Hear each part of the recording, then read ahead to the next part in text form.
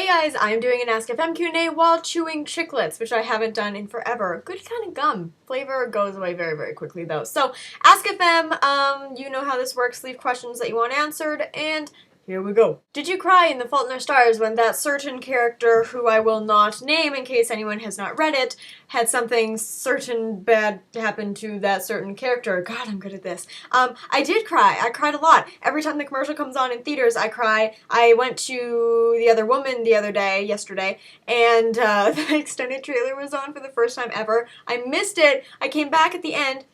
Came home to watch it. I watched it 4 times, and every single time I cried harder and harder. So I'm not gonna be mentally stable when the movie actually comes out. I'm just going to, it's gonna be a mess. Do you curl your hair with an iron, or is it just naturally like that? I always curl it with the Conair curling wand, or the Numi wand if I want bigger curls, but this is just a little bit faster. I wish it was naturally like this. Oh my god, that would take me so much less time to do basically everything in my life, because my hair would be curled.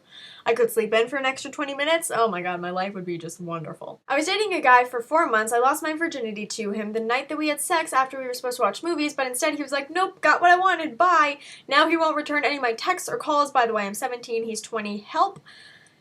Well, I feel like this one is pretty straightforward. You got used, which, I mean, 4 months, props to him, long time to hold out for, like, he's a really dedicated asshole is what I'm saying. So, I would say don't ever talk to him again, and just know going forward that not all guys are like this. You don't have to always have your guard up. I mean, you waited 4 months, which is amazing, good for you, until you felt like it was the right time, but don't take this, like, horrible experience and apply it to every guy, because all guys are different. Not everyone's an asshole, you know, be cautious, but don't have, like, super walls up, because you can completely, like, block out another good person who will come, but this asshole, he's done. He's out of your life now. What do you think about premarital sex? I think it's great if you want to have premarital sex. If you want to wait till marriage, props to you. That seems incredibly difficult for me because I just never ever considered it a possibility for me. But if that's something you want to do, great. If that's something you don't want to do, great. Whatever makes you comfortable, whatever you want to do it. My parents said I shouldn't post pictures of myself anywhere and deleted my Instagram, saying it's to protect me from 40-year-old creeps or people who might steal my pictures and pretend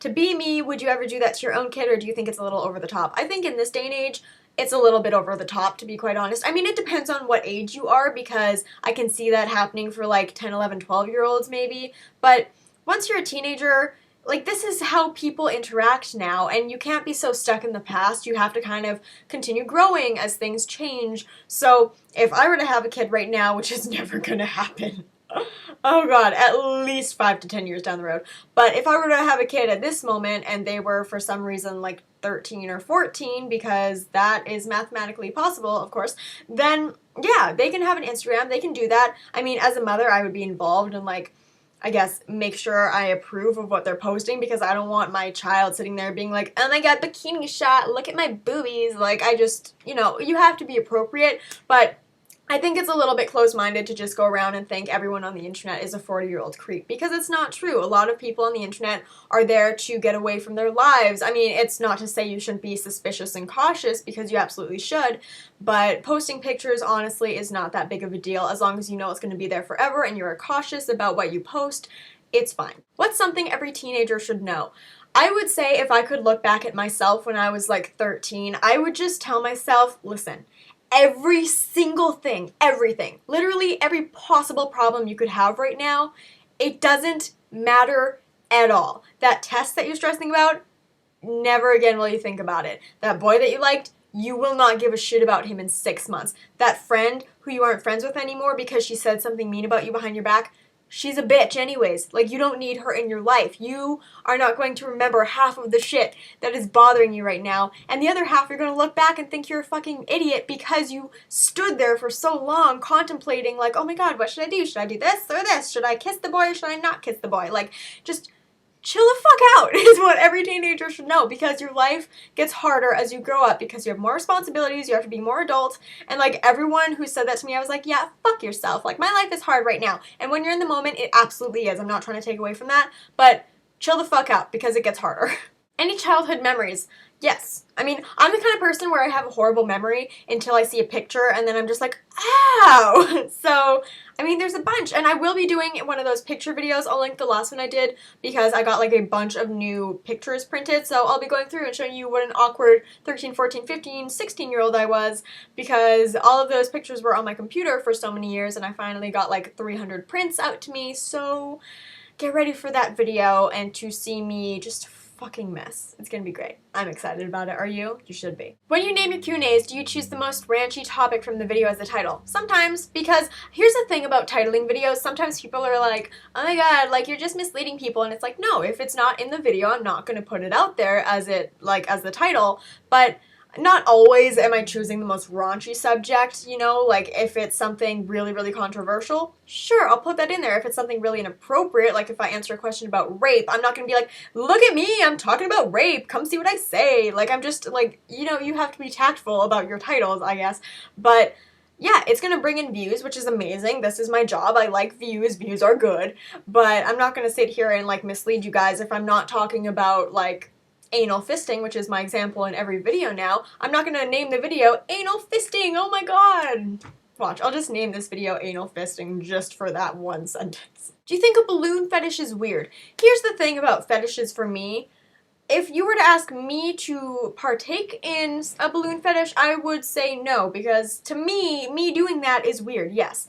But for other people, I understand you might get off on that, and as long as you're not hurting anyone else or doing anything illegal, you do what gets you off, boo. Can you see yourself fucking a random stranger on the street?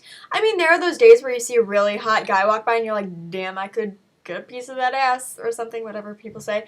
And, you know, you think you could, but realistically, I know I could never do that because I'm like, if I'm not really serious with someone, I'm not gonna have sex with them. If it's not protected, I'm not gonna have sex with them. If I don't know their sexual history, I'm not gonna have sex with them.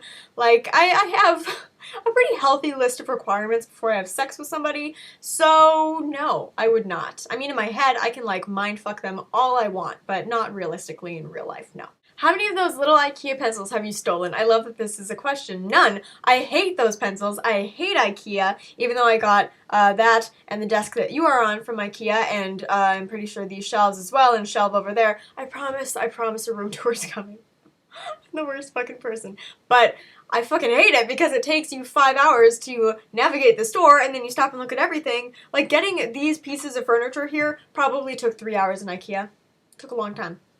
So it's a time suck, but it's kind of a cheap-ish, easy-ish to put together time suck. IKEA furniture is not that hard to put together. I don't know why everyone has such a struggle with it. I mean, granted, I totally got help from my dad, who is great at this sort of stuff, but if you have someone who knows what he's doing, it's really, really easy, okay?